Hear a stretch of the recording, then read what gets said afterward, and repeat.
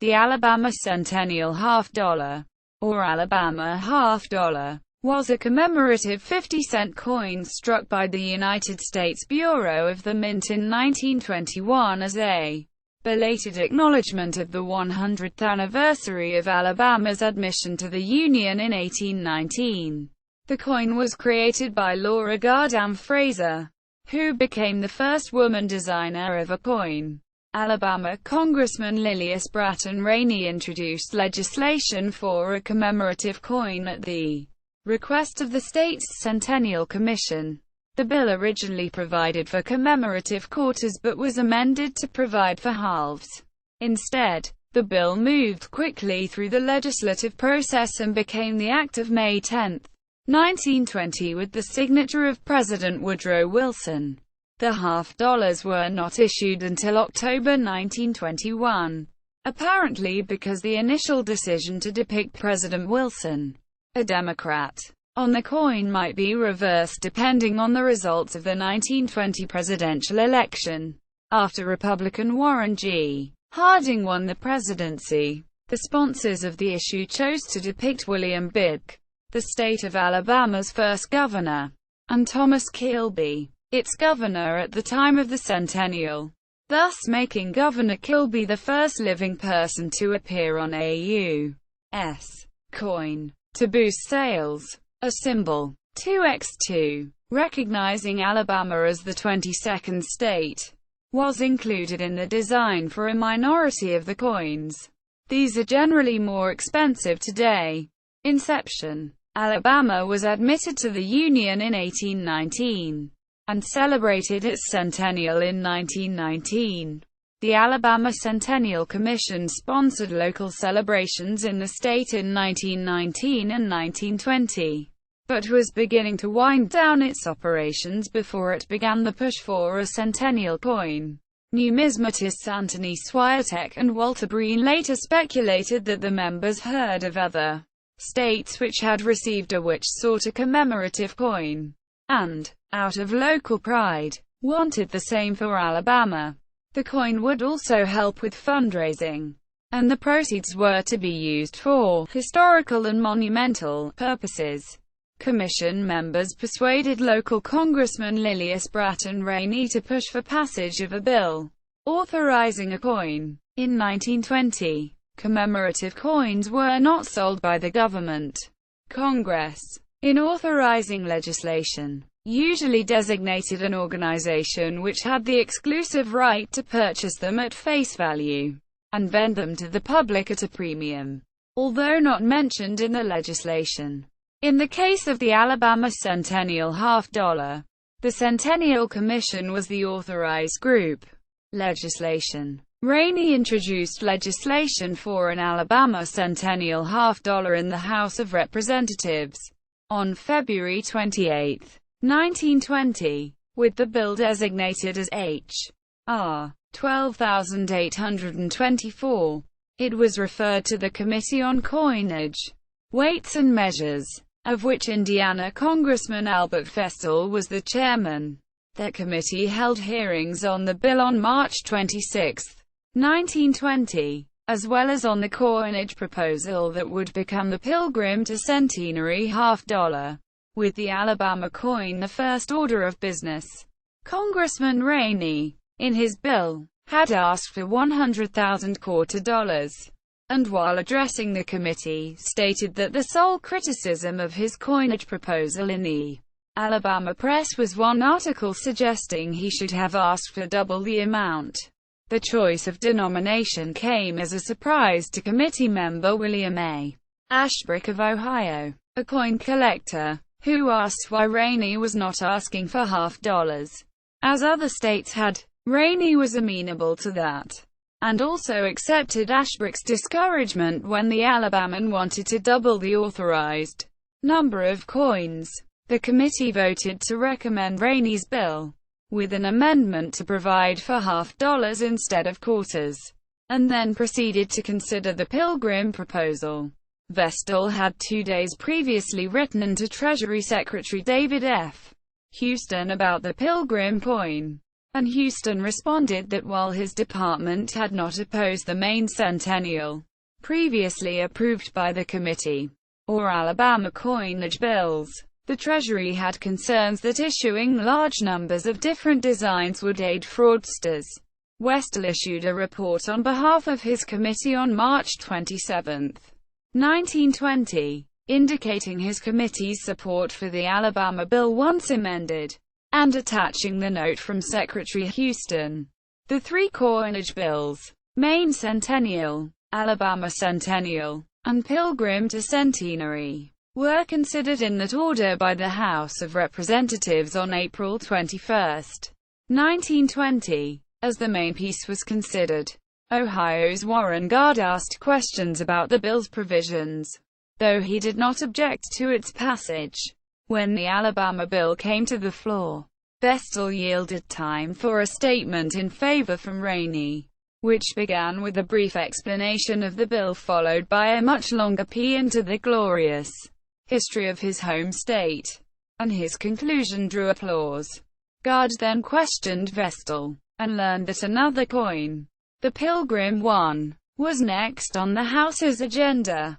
Gard expressed his concerns about commemorative coins, but for the life of me I cannot see what advantage there is for a state celebration to gather up a lot of coins with a particular stamp on them.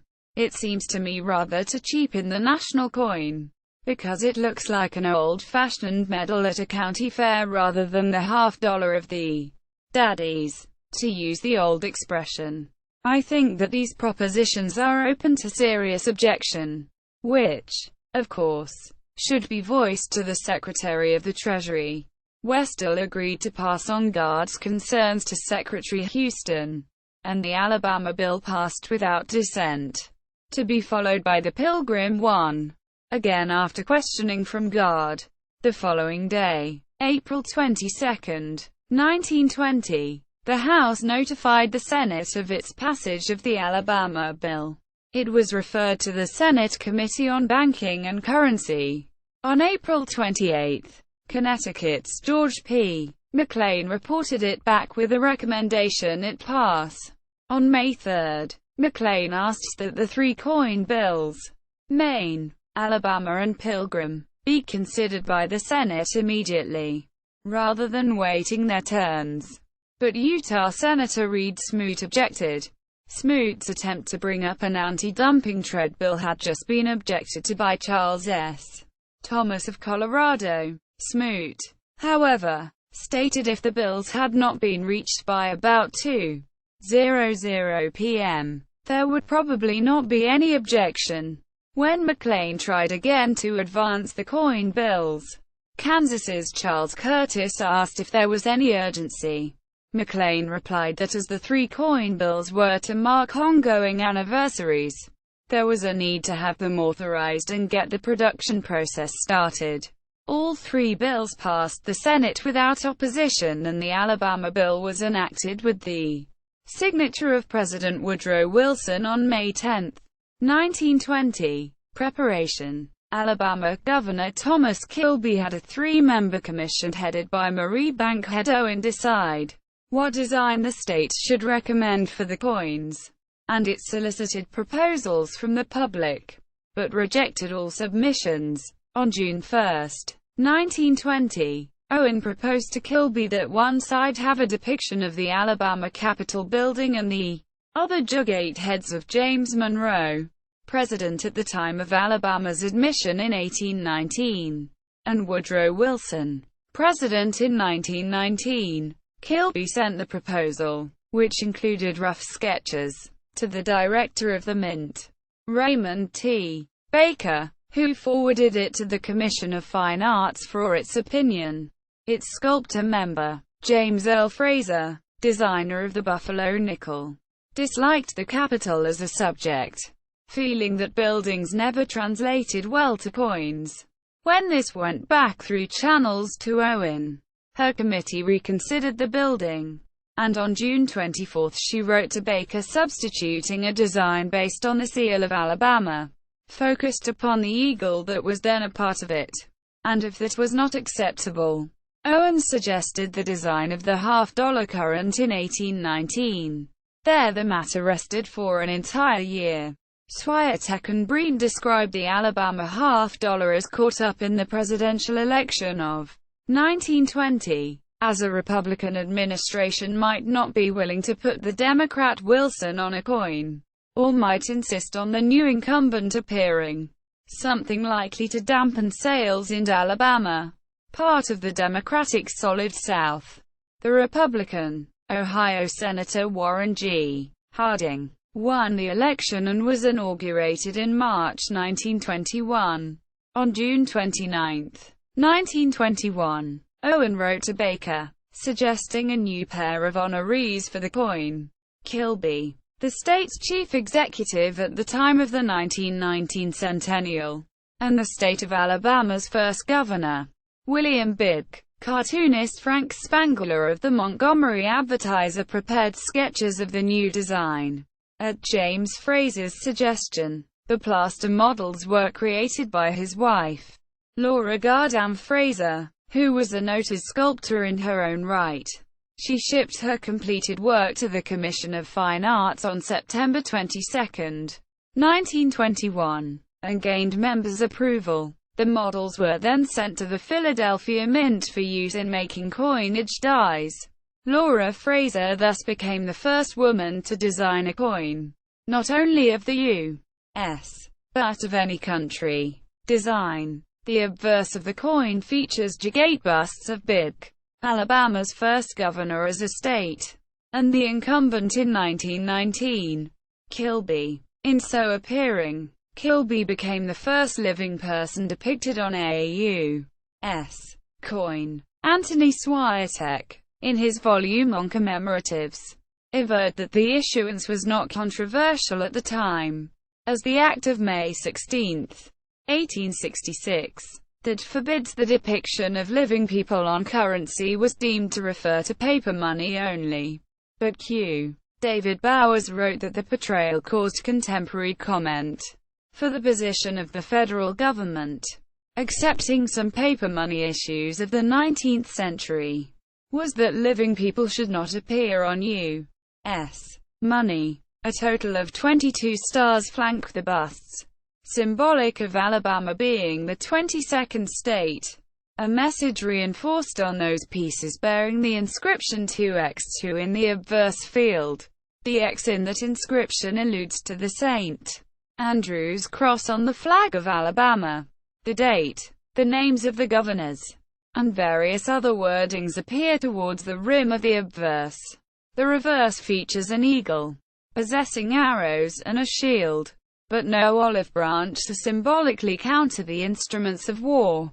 Matched branches and arrows are often present in heraldic depiction of eagles on coins.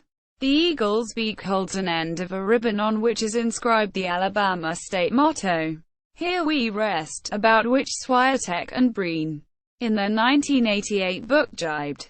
No pun intended about the sleepy deep South. Bowers complained that the centennial dates on the reverse, plus the 1921 for the year of striking, lead to a bewildering confusion of dates to the casual observer. Numismatic historian Don Taxay deemed the half-dollar one of the most successful portrait coins in the commemorative series. The heads of Bibb and Kilby are true, and yet contain more than a touch of the ideal. They are beautifully related to each other. The eagle is equally fine. Art historian Cornelius Vermeuler considered the Alabama coin a good example of the trite motifs, partly real and partly symbolic, that go into one of these statehood commemoratives. He suggested that the use of the jagate portraits recall that this classical device was first revived in American coinage on the Washington Lafayette silver dollar of 1900. Vermeuler concluded that vigorous lettering has saved uninteresting portraits from weakening. The reverse and the defiant eagle of the obverse is handled in a spirit worthy of St. Gordon's.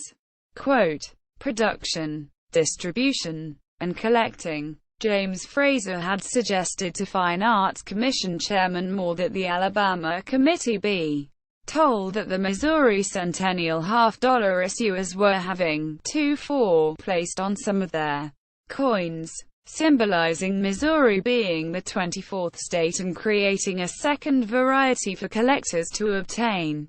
Owen already knew of this, and 2x2 was placed on the obverse.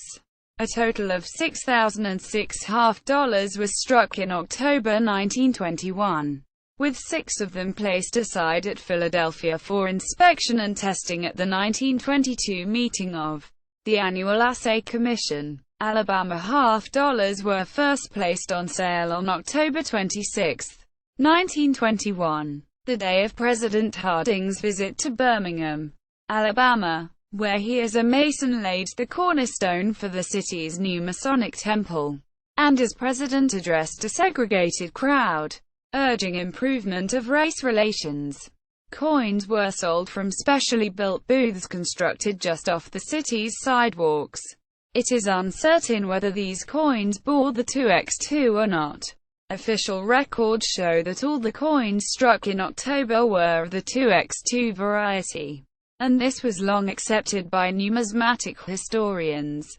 However, one coin collector recalled buying 2 of the half-dollars that day, and over 50 later, all of the plain variety, and averred that none of the 2x2 could have been sold in Birmingham on the first day, as Owen wrote that the first 5,000 received bore the mark. Swiatek concluded that 1,000 of the October mintage was of the plain variety. All that was for sale in Birmingham. In December, 64,038 more were minted, with 38 set aside for assay. These were recorded to be of the plain variety. Both 2x2 and plain coins were struck from the same die. The mark was ground off to allow coinage of plain pieces. Both varieties were sold by the Centennial Commission for $1, and primarily went to citizens of Alabama. Banks throughout the state vended them when they could not be sold. 5,000 of the plain variety were returned to the mint and melted. Although the 2x2 coins are only a tenth of the total mintage, they are considerably more common than that, as people were aware of their scarcity, with more saved and fewer spent in hard times. Bowers suggested that the mintage figures may be incorrect, and the 2x2 nearly as common as the plain variety. According to the deluxe edition of R.S. Yeoman's A Guidebook of United States Coins published in 2015, the Alabama half lists for between $85 and $650 without 2x2 and between $170 and $850 with, dependent on condition. A specimen of the plain in exceptional condition sold for $7,344 in 2014. See also, half-dollar. United States coin. Early United States commemorative coins. Notes. Sources. Bowers, Q. David. 1992. Commemorative Coins of the United States. A Complete Encyclopedia. Wolfborough, N.H. Bowers and Morena Galleries, Inc. ISBN 978-0-943161358. Flynn, Kevin. 2008. The Authoritative Reference on Commemorative Coins 1892–1954. Roswell, Gar. Kyle Vick. OCLC 711,779,330. Sinclair, Andrew. 1969. 1965. The Available Man. The Life Behind the Masks of Warren Gamaliel Harding. First Quadrangle Paperback ed. Chicago. Ill. Quadrangle Books. OCLC 422,550,801. Slabor, Ali R. 1975. United States Commemorative Coinage. 2nd ed. Racine. Y. Whitman Publishing. ISBN 978-0-307-09377-6. Swiatek, Anthony. 2012. Encyclopedia of the Commemorative Coins of the United States.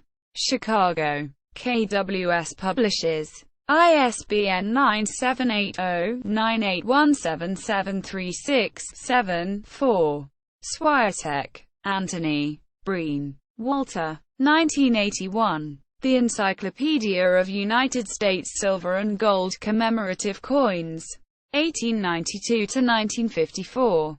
New York. Arco Publishing. ISBN 978-0-668-04765-4.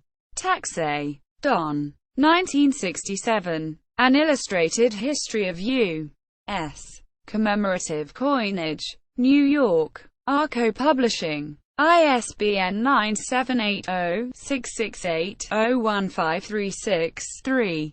United States House of Representatives Committee on Coinage. Weights and Measures. March 26, 1920. Authorizing coinage of memorial 50-cent piece for the state of Alabama. PDF. United States Government Printing Office. Subscription required. Help. Vermeuler. Cornelius. 1971. Numismatic Art in America. Cambridge. M.A. The Belknap Press of Harvard University Press. ISBN 978-0-674-62840-3. Yeoman. R. S. 2015. A Guidebook of United States Coins. First Deluxe ed. Atlanta. Gar. Whitman Publishing. ISBN 978-0-7948-4307-6. Media related to Alabama Centennial $50 at Wikimedia Commons.